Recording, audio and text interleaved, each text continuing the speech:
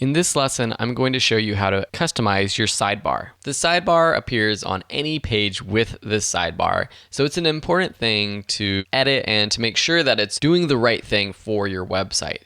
Now let me show you a couple different websites that I like. Well, one is mine and one is the Side Hustle Nation. So first, Side Hustle Nation, let's see what's going on their sidebar, which appears on their blog posts, their podcast posts. And this is important because a lot of people might be coming directly to your website to this page. They're not going to be going to your home page. So if there's things like your Facebook page, there's specific articles or pages you want people to see or go to. If you have an opt-in form where you want someone to sign up for your email newsletter, this is the place to put it. With Side Hustle Nation, they have a search bar at the top, which I think is very important for people who want to be able to search on your site for specific topics.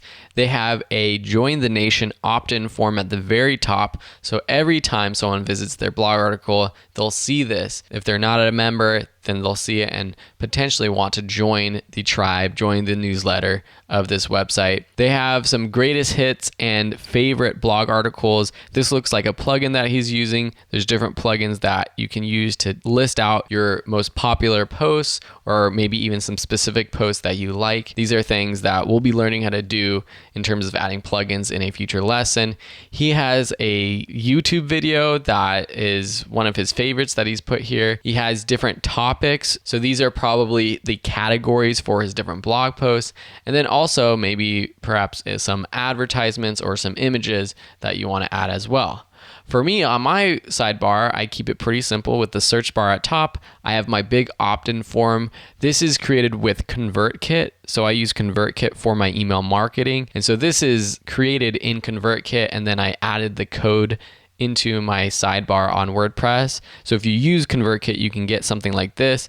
Or no matter what type of email service you're using, there's probably some kind of opt-in form you can add. And we're going to be adding an email opt-in to our site in a future lesson. I have my Facebook page here so people can like it. And then some most popular posts, which is just actually a custom list of posts that I've created from some of my best posts that I want people to potentially click on. So how do you actually edit this?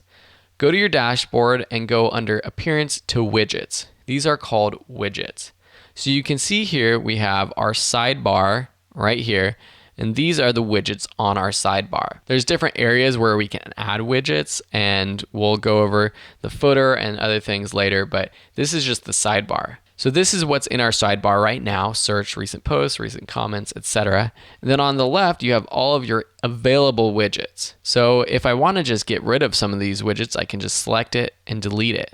Right now, I don't have that much content, so I'm not going to include the categories or an archives or recent comments. I don't really see a reason for including recent comments. Potentially a recent post widget might be good. So now if I go back to my blog posts or any page that has this sidebar, I see just the search and then the recent posts.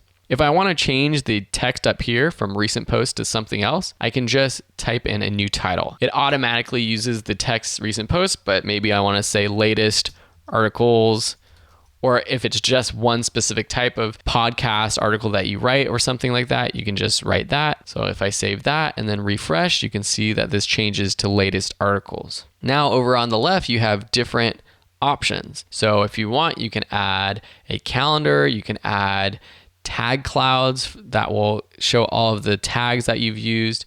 You can add pages, or you can add custom text. This is perhaps where you would add a little about section. So you can add an about section. So maybe I'll say I'm a DIY woodworker, etc. Don't want to waste your time, so I would just fill that out a little bit more, save it, and put it up here, perhaps above recent posts. That might be good for someone who's new to your website to quickly understand who is the creator of this website. This is also how you would add a custom opt-in form. Typically, you'll get HTML code from your opt-in form and you'll add it here using the text block. So that's how you edit it. In the next couple of videos, I'm going to show you how to add specific things such as an image and this Facebook like widget. Thanks so much for watching, and we'll see you then.